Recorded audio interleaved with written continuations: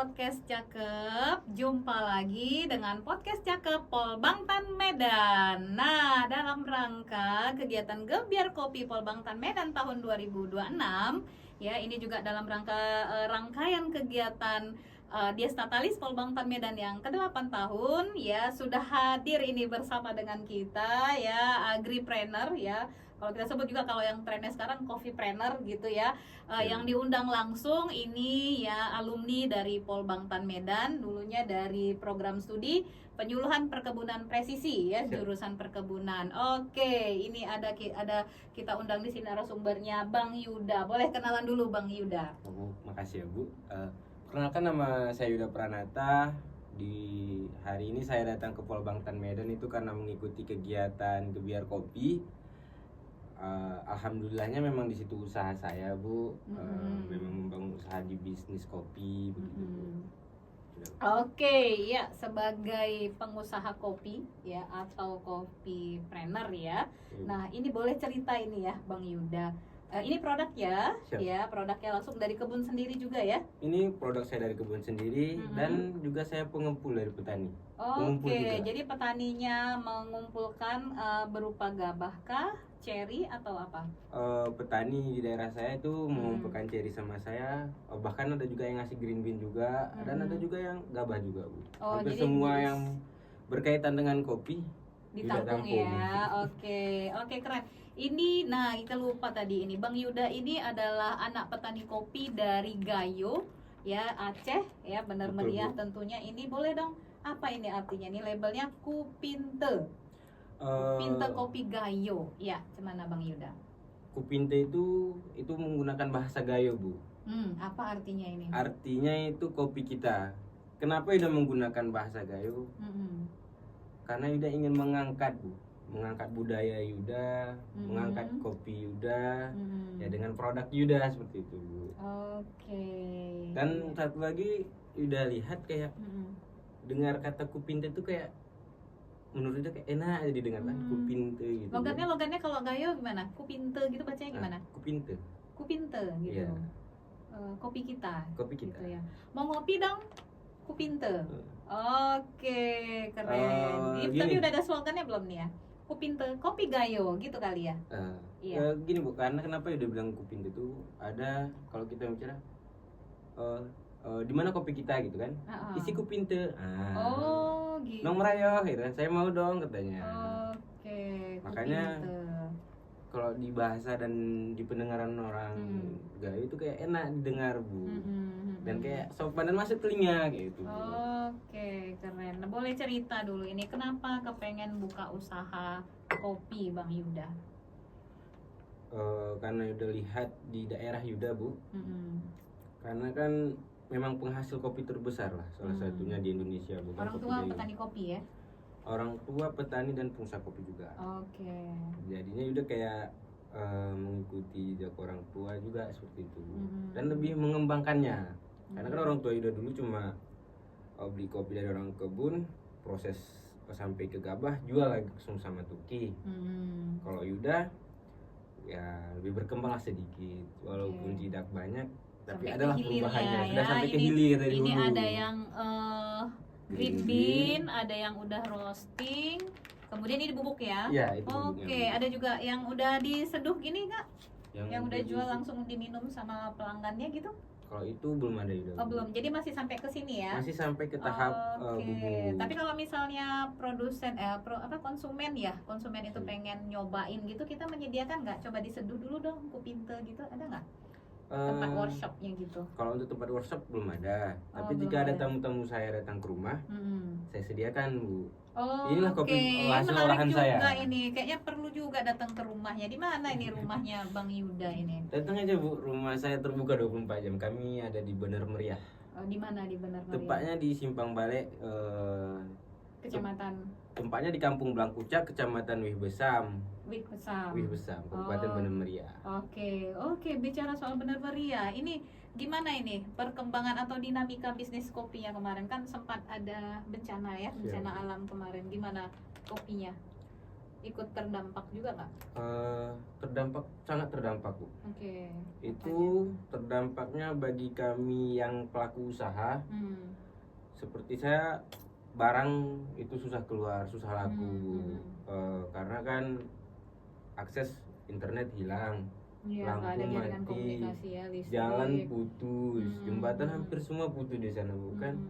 Ya informasi dari luar kami tidak tahu, harga kopi kami nggak tahu, jadinya seperti meraba-raba kami di situ pas masa musibah itu Bu. Dan di masa musibah itulah juga Yuda mengalami kerugian yang cukup. Berapa ruginya? Sampai ratusan juta? Sampai Wow, oke. Sebagai pengusaha pemula ya, Sebagai itu tentu modal yang cukup besar, sangat besar ya. menurut Yuda Bu. Jadi gimana caranya supaya tetap masih bisa semangat untuk bangkit kembali ini? Ada tuh Yuda bilang kayak gini Bu, di mana kamu jatuh, di situ akan kamu bangkit katanya. Karena filosofinya dia bilang kayak gini, kamu rugi sekali, tapi kamu untung 10 kali. Jadi dari kerugian itu, dari kegagalan itu kamu dapat pembelajaran apa sih kemarin? Pembelajaran yang saya dapat di situ Bu, ini karena ruginya bukan karena di salah saya, ini kan kerugiannya gara-gara Bencana musibah. alam ya, bencana alam force Itu- major ya. Itu kan kita nggak bisa kita untuk mengendalikannya Bu. Barangkali kalau dalam bisnis itu kayaknya manajemen risiko ya. Manajemen risikonya. Tapi kan itu manajemen risiko yang tidak terduga Bu. Oke. Tapi dari situ akhirnya kamu untuk bisa menata bisnis ini apa strategi yang dilakukan? Dari situ ya saya mulai bangkit itu dari musibah itu Bu. Saya bangkitnya perlahan itu karena kalau saya diam, saya pasti akan hancur. Makin terpuruk ya. Makin terpuruk. Oke, jadi gimana caranya? Jadinya saya pergilah ke rumah kawan-kawan yang dalam bidang usaha kopi Bu. Ketemu sama pengusaha-pengusaha Pengusaha lain. Ya. Saya ceritakan kerugian saya. Sedikit saya beritahukan, rugi saya itu bukan karena kopi rusak, tapi karena harga jual yang tidak sesuai dengan modal. Modal saya di 135.000 Bu, sudah siap. Tapi ke penjualan saya di masa itu di 90.000 Bu. Berarti saya mengalami kerugian per kilonya 45.000. Oke. Kopi saya 1,5 ton lebih Pada saat itu di gudang ya. pada saat itu di gudang. Dan satu lagi yang buat saya rugi itu 200 kilo kopi saya hanyut. Oh, ikut apa ya? Jadi tempat penyimpanannya waktu itu juga kena ini ya? Ya, karena kan pabrik kami ada 2 lokasi Bu, seberang-seberangan jalan seperti itu bukan. Yang di seberang jalan ini dia hanya gudang kecil dan kanopi penjemuran. Yang di tempatnya sebelahnya itu huler. Oh iya, itu yang kena. Yang di sebelahnya tadi Bu, kami totalkan semua yang proses di situ, teman-teman pengusaha kopi. Total kopi hanyut 10 ton. Oke. Terus bisa lagi berproduksi seperti sekarang ini gimana? Ya Pelan-pelan ya. pelan-pelan Bu ya. Oke, tadi saya jumpai teman-teman Bu. Saya cerita lah, Bang, Yuda rugi besar kali ini Bang. Kalau Yuda nggak kerja lagi Bang, Yuda bisa hancur Bang. Yuda bisa minta bantuan Bang. Uang Yuda sekarang untuk modal udah nggak ada Bang. Bahkan saya berutang Bu. Untuk bisa bangkit lagi berutang ya. Pas musibah itu kan Pada saat itu kita harus bayar uang petani ini iya, ya. bayar uang petani kan Iya. petani Juga susah ya saat itu. susah, Oke, Bu. kita susah, petani susah, jadi kita lebih mempedulikan dulu hak orang ya. Ya, karena kan sebagai manusia kita bukan nengok kondisi di Saat sana, bencana ya. akses terputus, Iya. bahan baku, bahan pokok, Bahan pangan ya. bahan pangan nggak bisa masuk Bu. Iya, terbayang Bahkan saya. beras aja pun sampai 700 sampai 1 juta per saknya Bu. Oke, luar biasa. Ya kan kita melihat orang itu, anak saya nggak makan di katanya, beras kami udah habis di, tapi harga beras mahal. Bisa nggak abang ambil uang abang jadi gitu? Saya pun kan Nggak sampai hati ya. gimana Bu? Lebih baik saya rugi gitu Bu kan. tapi Orang orang lain lain nggak selamat dirugikan. gitu. Iya. Karena kan dia satu lagi memang minta haknya. Makanya ini pengusaha itu jadi mulia ya. Wah, saya merinding ini jadi lihat perjuangannya. Oke. Nah, ini kan sekarang udah mulai lagi ya. Sudah. Petani-petani yang jadi apa namanya mitra ya Siap. untuk memproduksi kopi Kupinte ini sekarang sudah mulai berkebun lagi ya, sudah mulai berproduksi dan kerjasamanya masih tetap lanjut. Saat ini dengan Kupinte ini sudah bermitra dengan pihak mana aja? Kopinya udah nyampe mana gitu? Saya bermitra dengan roastery, banyak roastery yang di Medan juga ada. Dan saya juga kerjasama sama adik junior saya, Bu. Junior Polbangtan? Polbangtan juga. Oke, di mana itu? Nama dia Dwi, di Binjai. Dia minta bahan baku dari saya. Dia buka kafe ya? Bukan. Dia juga menjual lagi. Oke. Jadinya akhirnya ya relasi, reseller ya. Iya, Oke. Bu. Jadi ekosistemnya memang dari Polbangtan udah disiapin juga ya. Sudah. Oke. Jadi teman-teman ya, teman bantu teman gitu Oh, ya betul, kalau betul. hashtagnya ya. Oke. Jadi udah mulai banyak ya. Permintaan terbesar itu dikirim ke daerah mana sekarang dari Kupinte ini? Untuk sekarang ke Lombok. Ke Lombok itu green bean roasting atau bubuk? Green bean. Green Mereka bean, minta ya. green bean dari Yuda. Itu hampir seperti robusta, mereka minta dari Yuda, Bu. Natural, full Ini wash. ya full wash robusta yang di sini ya. Ini Iya. paling laris ya. Yang paling laris ya. Ini best sellernya. Best seller ya. Oke, biar penasaran ini ya. Ada yang full wash ya. Kemudian ada yang natural klasik, kemudian ada yang robusta juga. Jadi nggak hanya arabica. Betul, Bu. Oke, terus yang ke Lombok itu awal ceritanya gimana bisa sampai ke Lombok?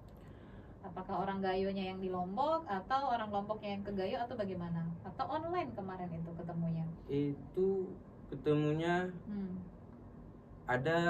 dia pernah bekerja sama orang Gayo, Bu. Tapi dia kata dia kayak nggak cocok saya bekerja sama dia, kata dia. Terus kenapa? Terus dia minta cari sama kawannya, ada pengusaha kopi lagi yang di Gayo. Rupanya kawan dia tadi kawan Yuda, Bu. Oke, jadi dari teman bantu teman juga ya. Iya, ternyata betul, ya, luar Bu. biasa. Oke teman-teman, mari kita bantu usaha UMKM. Tentunya ini juga dari anak petani kopi gitu ya. Nah, yang membuat saya menariknya begini ya. Kadang-kadang kan ini kan kita sebenarnya spiritnya Kementerian Pertanian melalui Badan SDM itu kan untuk regenerasi petani, kita memberikan beasiswa gitu ya untuk anak-anak petani bisa kuliah di Polbangtan Medan. Ya Yuda lah salah satunya yang punya kesempatan kemarin itu gitu ya. Namun pada kebanyakan faktanya petani itu nggak mau anak-anaknya itu ketika udah lulus sarjana itu menjadi penerus sebagai petani. Nah kalau Yuda gimana kalau dari orang tua? Mendukungkah menjadi pengusaha atau bagaimana? Awalnya kan dia berharap udah jadi PNS juga, Bu. Oh PNS. Daftar kerja gitu kan. Kamu kuliah 4 tahun sampai di sini. Habis itu kerja kayak gini. Kenapa nggak daftar kerja, kata orang tua Yuda, Bu. Bahkan kan orang tua juga kayak gitu, Bu. Bahkan petani-petani Yuda yang pertama kali udah ngambil kopi mereka, Bu. Kamu udah sarjana kuliah jauh-jauh di Medan, katanya. Kenapa sampai ke sini beli kopi, katanya. Udah ganteng-ganteng kayak gitu ya, Bu kan. Orang-orang kebun petani kita kan. Kalau yang Pak Ganteng itu masih yang berseragam gitu ya. Terus udah pergi jauh-jauh kuliah, kata dia. Balik-balik ke sini beli kopi, katanya. Terus dia bilang kayak gini, Bu. PNS pun nyari uang, dia bilang, bukan. Usaha pun udah nyari uang juga, Wah. Bedanya mereka berseragam. Yuda kayak gini, dia bilang gitu. Bisa juga berseragam ya kan pakai label brand. Iya. Oke. Yuda pinginnya bebas gitu. Hidup fleksibel ya waktunya. Fleksibel, enak gitu. Pinginnya kerja tuh nggak di bawah tekanan orang lain. Karena kalau kita kerja yang kita suka itu, Bu, pasti walaupun rugi kita senang, Bu. Oke, ya kayak kemarin ya jatuh masih bisa bangkit lagi. Masih bisa bangkit lagi, Bu. Oke. Karena kita usaha yang kita senangi, yang memang kita minat di situ, Bu.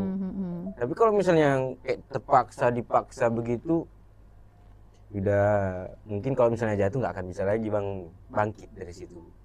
Oke, orang tua sendiri gimana setelah dijelaskan itu? Itu masih memang udah bilang jelas kayak itu masih tidak percaya dia, Bu. Tapi udah buktikan dari kerja keras sudah. Bang Yuda boleh nih ya, kita kan ngadain gebiar kopi ya di Polbangtan Medan dalam rangka Desa Sali sekarang ini. Kira-kira manfaatnya apa sih bagi pengusaha kopi ikut event Gebyar Kopi kita? Bagi Yuda sendiri yang Yuda rasakan, Bu, ada 3 manfaatnya, Bu. Oke, apa itu? Yang pertama, Yuda bisa ngangkat nama produk Yuda, Bu. Sekalian promosi, bukan? Iya, Promosi. Bu, taruh di stand gitu, bukan? Tadi ada yang laku nggak produknya? Ada? Ada.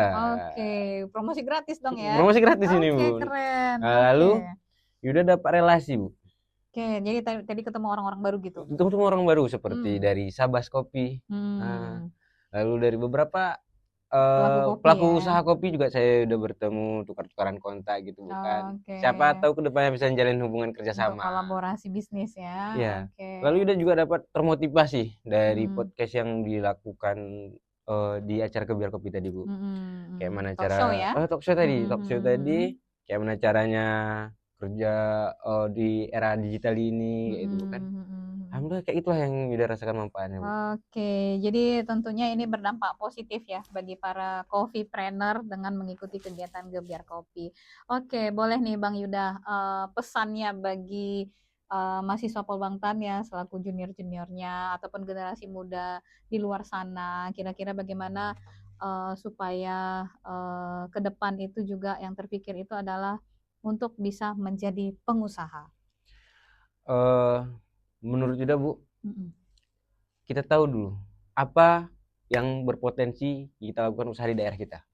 Oke. Kayak Yuda, potensi di daerah Yuda kopi. Dan yang kedua, jangan pernah takut untuk mencoba. Oke. Jangan pernah takut untuk mencoba. Walaupun kita gagal sekali, gagal 2 kali, kita coba terus. Kita cari ke di mana salahnya, kita perbaiki.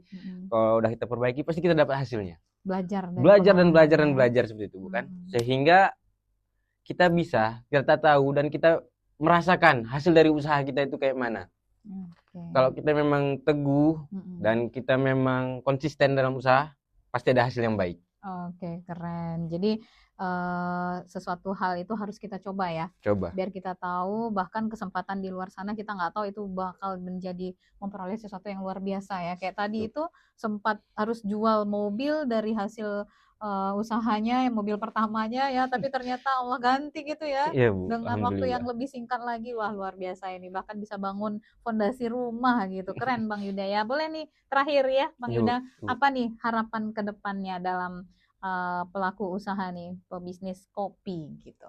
Harapan ke depan bagi Yuda, Bu, semoga kopi Indonesia, terutama kopi Gayo, Bu, terus bisa makin berkembang dengan pesat, Bu, sehingga banyak generasi muda yang mau berusaha dalam bidang pertanian, perkebunan, Bu. Termotivasi dia, yang kayak presiden kita gaungkan, Bu, kan? Pertanian itu kayak orang Jerman katanya, Bu. Yuda pun berharapnya kayak gitu, Bu. Tapi yang udah rasakannya kayak gitu, Bu, sekarang. Bener ya, ternyata bener ya. Bener. Memang kita paginya kotor. Kuku kita hitam semua. Oh iya. Siap mandi, pakai parfum wangi-wangi. Ganteng lagi ya. Pergi naik mobil kita, Bu. Iya, oke, keren. Nah, kayak gitu lah, Bu. Benar. Itu yang udah harapkan ke depannya, generasi muda maulah masuk ke bidang perkopian, bidang pertanian, bidang perkebunan, maupun apa jenis komoditinya.